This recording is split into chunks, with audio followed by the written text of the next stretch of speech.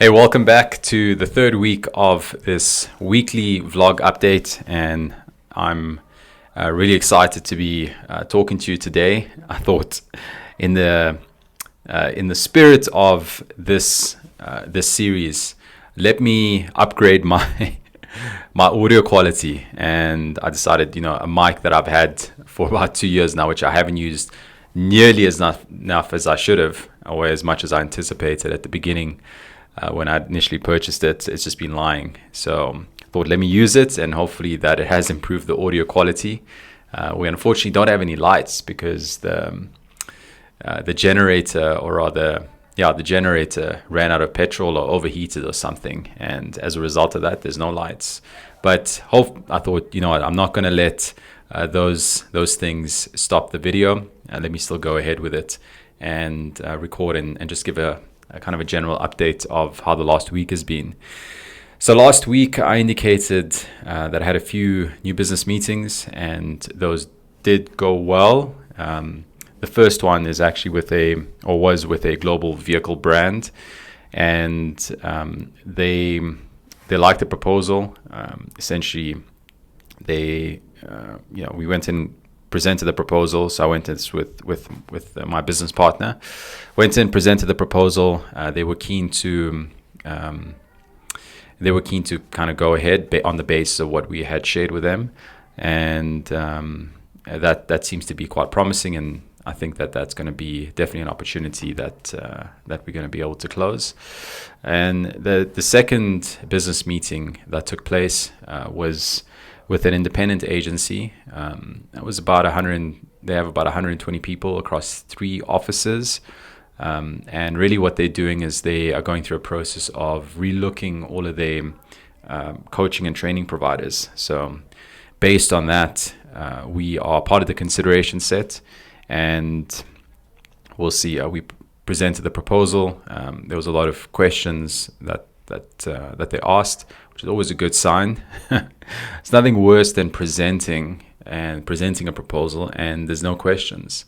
I can tell you that that's happened on numerous occasions in my career, when we're presenting a creative proposal or strategic proposal, and everyone's just mum afterwards. I think that's the worst potential sign that either they don't understand it or they have no interest in what you are selling.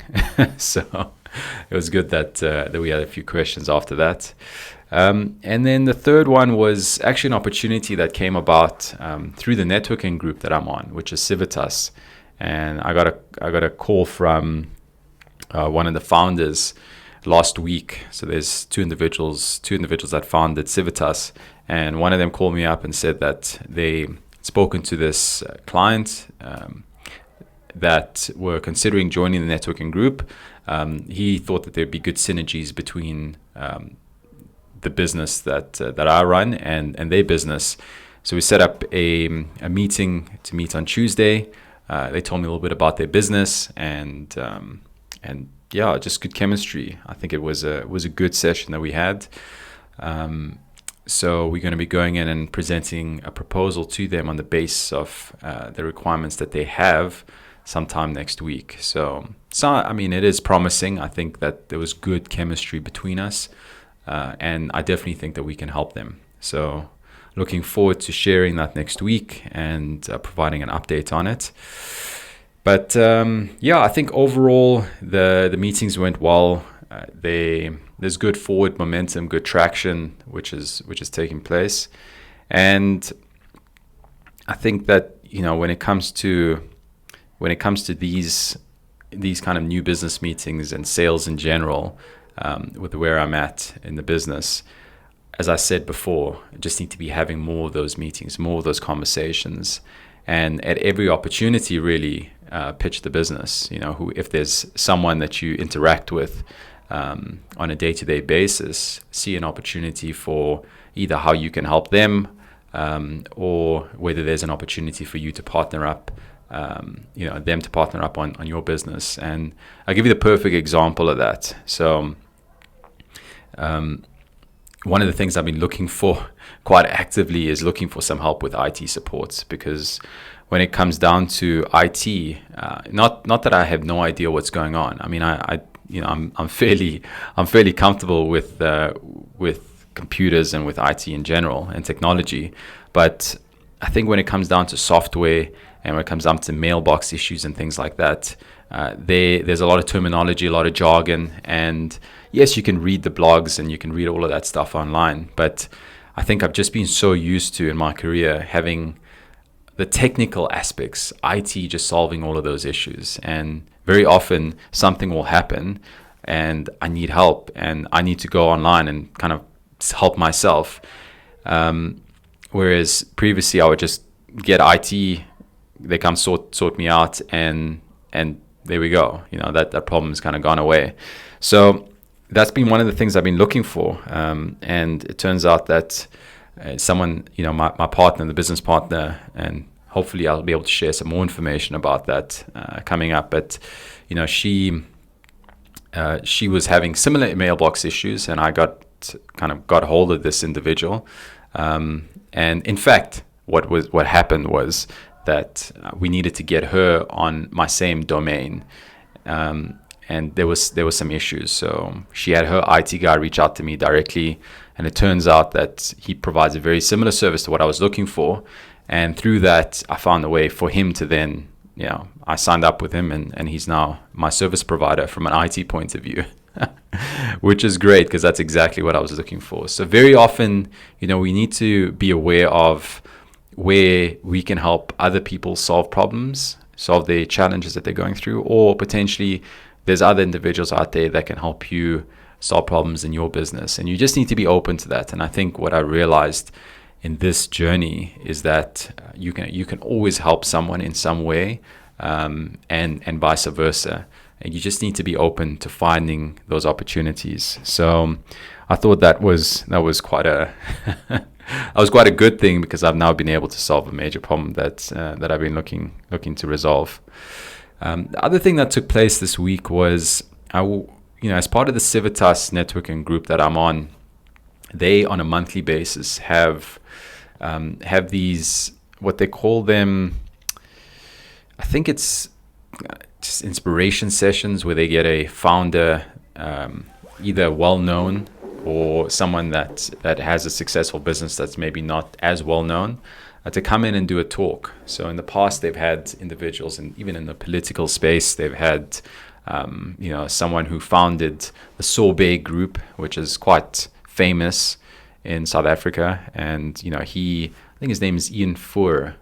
I don't know actually how to pronounce his surname, but he came through and he presented in the past. And this week, I did go through and I listened to a talk, and the name was Kimberly Taylor, and she's very young. I think she's below 25, maybe around there. And she founded a company called Loop, which is basically it's a technology platform that provides logistical or help with logistics. And it's a very innovative company. And it seems that what they do is they provide the support to 3 million deliveries on a daily basis. And she came through and she delivered a talk, and I personally thought it was a very inspirational story that she shared. I think that, at her age, she's got a tremendous amount of self-awareness, which is clear why she's been able to build the business that she has at such a young age. I mean, being below 25 and being at a business which has about 20 people employed, servicing, being able to provide the backbone for 3 million deliveries on a daily basis is really tremendous. So she was very remarkable in her story, but also in her self-awareness. And there was two things that she mentioned which I wanted to talk about. The first one was, she had this concept of how do you make yourself the villain when things are happening in the business. And what she meant by that was, effectively, these weren't her words, but what my takeout was, how do you determine how you are responsible for contributing towards a problem that's happened in the business. And that's one of the things that I believe quite wholeheartedly, where I take responsibility for everything in my life. Good, bad, ugly, present, past, doesn't matter. I don't I don't give anyone else the power over things that are transpiring in my life or that have happened in my life. I take full responsibility for that. So she calls it something different, which is, how am I the villain in this particular situation? But I think it's an interesting concept, and it's an interesting way to remember quite easily. So the example that she gave was where with one-on-one team, one-on-one sessions that she would have with her team, she would keep on canceling them or moving them out, and using the frame of, how am I the villain in that situation? If she had to look quite closely, she would realize that what she was doing was she was overcommitting herself. So it was not the fault of anyone else besides herself, which I thought was which I wholeheartedly believe, and I think it's a good thing to keep in mind and to remember.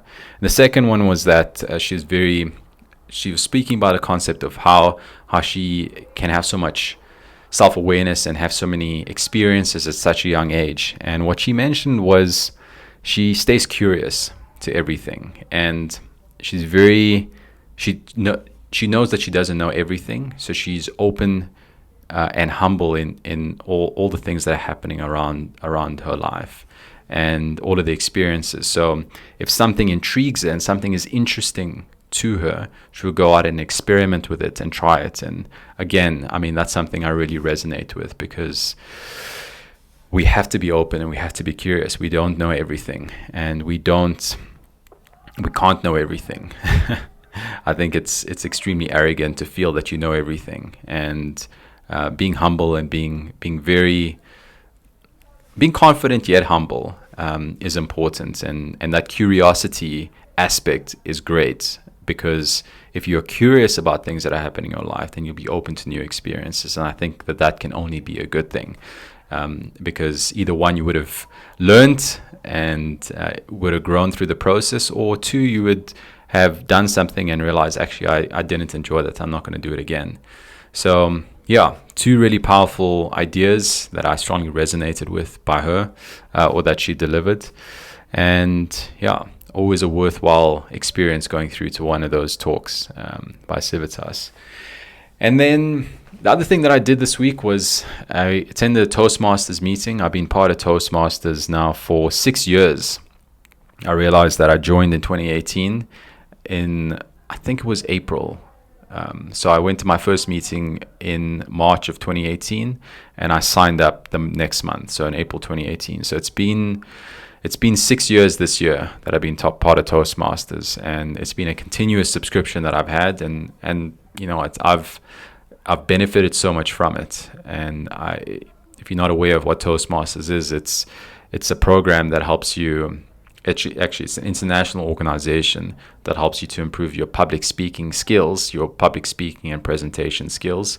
But it's so much more than that. And it's probably had one of the biggest return on investments from any skill set that I've developed, probably one of the biggest in my life, because it's helped me to communicate more effectively. It's helped me to increase my self-confidence, because I'm able to communicate effectively, and it's just brought me and increased my network tremendously, because everyone who's part of Toastmasters is all there to improve their communication skills and improve themselves. So you're really surrounded by a group of like-minded, growth-oriented individuals.